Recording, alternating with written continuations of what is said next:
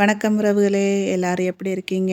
I hope எல்லாரும் நல்லா இருக்கீங்கன்னு நினைக்கிறேன். ஆடிப்பெருக்கெல்லாம் முடிஞ்சிருச்சு. நல்லபடியாக கொண்டாடி இருப்பீங்க. ஆடிப்பெருக்கு மாதிரி எல்லாரும் சந்தோஷமாக நிம்மதியாக இருக்கணும் எப்போவுமே.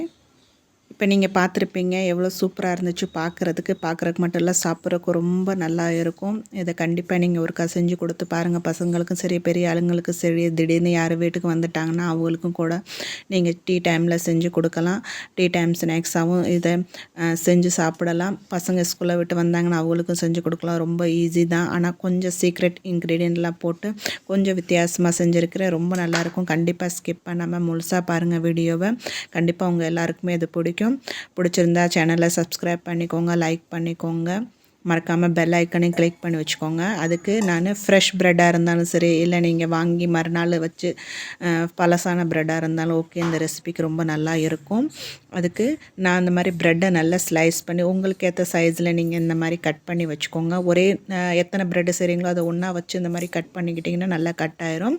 அதுக்கப்புறம் ஒரு கப்பு கடலை மாவு எடுத்திருக்கேன், ஒரு ஸ்பூன் இஞ்சி பூண்டு, அதுக்கப்புறம் கொஞ்சோண்டு பெருங்காயத்தூள், சில்லி ஃப்ளேக்ஸ், இது பார்க்குறதுக்கு அழகாக இருக்கும், அதனால் சில்லி ஃப்ளேக்ஸ் சேர்த்துருக்கேன்.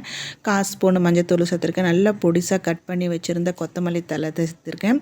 இதெல்லாம் சேர்த்துக்கிட்டு கொஞ்சம் தண்ணியை ஊற்றி மிக்ஸ் பண்ணி வச்சுக்கோங்க. கொஞ்சம் திக்கான பேட்டராகவே மிக்ஸ் பண்ணி வச்சுக்கோங்க. ஒரு கப்பு கடலை மாவுனா நான் 1/2 கப்பு தண்ணி சேர்த்துருக்குறேன். இது கரெக்டாக இருக்கும்.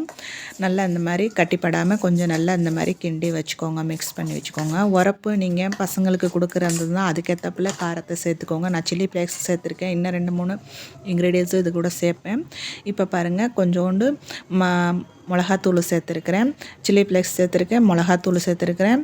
பாருங்கள், நீங்கள் அதுக்கேற்றப்பில் சேர்த்துக்கோங்க உரப்பை. அதுக்கப்புறம் நல்லா பொடிசாக நறுக்கி இந்த மாதிரி பச்சை மிளகாவை இந்த மாதிரி கத்திரிக்கோல்ல நறுக்குனிங்கன்னா ரொம்ப சின்ன ஸ்லைஸாக வந்துடும். அதை 4-5 ஸ்ப்ளிட் பண்ணிக்கிட்டு அது கட் பண்ணி போட்டுக்கேன். ஏன்னா அது பார்க்குறக்கு அழகாக இருக்கும். அந்த பச்சை மிளகாட்ட அந்த மணம் இருக்குது பார்த்திங்களா, அது கொஞ்சம் வித்தியாச டேஸ்ட்டு கொடுக்கும். அதனால நீங்கள் உரப்பை பார்த்து சேர்த்துக்கோங்க. ப்ரெட்டு கூட சேர்க்கும் போது இந்த மாதிரி மசாலாலாம் நல்லா கொஞ்சம் தூக்கலாகவே போட்டுக்கிட்டிங்கன்னா ரொம்ப டேஸ்ட்டாக இருக்கும். அதனால தான் நான் சில்லி ஃப்ளேக்ஸும் சேர்த்துருக்கேன். பார்க்குறக்கு அழகாக இருக்குங்கிறக்காண்டி மிளகாத்தூள் கொஞ்சோண்டு சேர்த்துருக்குறேன். நீங்கள் காரம் எப்படி சாப்பிட்றீங்களோ அதுக்கேற்றப்பில் சேர்த்துக்கோங்க. அதுக்கப்புறம் தனியா பவுட்ரு 1 ஸ்பூன் சேர்த்துருக்குறேன். சேர்த்துக்கிட்டு அதை நல்லா இந்த மாதிரி மிக்ஸ் பண்ணி எடுத்து வச்சுக்கோங்க. இந்த மாதிரி கொஞ்சம் திக்கான நல்ல பேட்டராக இருந்துச்சுன்னா நல்லா இருக்கும். அதை டிப் பண்ணி போடுறதுக்கு நல்லா கிரிப்ஸியாக டேஸ்ட்டாக வித்தியாசமாக இருக்கும். பார்க்குறக்கும் ரொம்ப அழகாக இருக்கும். பிள்ளைங்களை அட்ராக்ட் பண்ணும் நல்லா.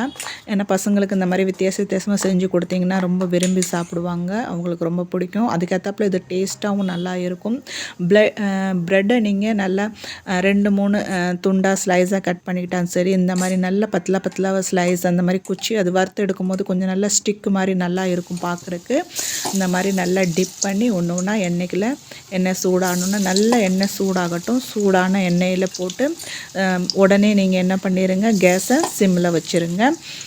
சிம்மில் வச்சு நல்லா சூடான எண்ணெயில் போட்டு முடித்தோடனே மீடியம் டு சிம்மில் வச்சு இந்த மாதிரி திருப்பி விட்டு வறுத்து எடுங்க. அப்போ என்ன ஆகும்னா வெளியில நல்லா கிரிப்ஸியாக நல்லா வெந்து நல்லா கிரிப்ஸியாக கலர் சேஞ்ச் ஆகி சூப்பராக இருக்கும் பார்க்குறதுக்கு. அது பாருங்கள், பார்க்கும்போதே பாருங்கள் எவ்வளோ அழகாக இருக்குதுன்னு சொல்லிட்டு. ஏன்னா கொத்தமல்லி தழை, பச்சை மிளகா அதெல்லாம் அப்படியே மேலால் நல்லா தெரியும் பாருங்கள், பச்சையாக நல்லா ப்ரௌன் கலரில் அந்த சில்லி ஃப்ளேக்ஸ் அங்கே இருந்து ரொம்ப அழகாக இருக்கும் பார்க்குறக்கு. இந்த மாதிரி பத்தலாக கட் பண்ணி போட்டுக்கிட்டிங்கன்னா ரொம்ப நல்லாயிருக்கும். அது பார்க்குறக்கு பிள்ளைங்களுக்கு நீங்கள் கடையில் இந்த மாதிரி ஸ்நாக்ஸ் வாங்கி கொடுக்குறக்கு இந்த மாதிரி வீட்டில் ப்ரெட் இருந்துச்சுன்னா செஞ்சு கண்டிப்பாக இந்த மாதிரி ஒருக்கா கொடுத்து பாருங்கள். கொடுத்து பார்த்து உங்களுக்கு பிடிச்சிருந்துச்சா இல்லையா, இந்த ரெசிபி எப்படி இருந்துச்சுன்னு மறக்காமல் கமெண்ட் பண்ணி சொல்லுங்கள்.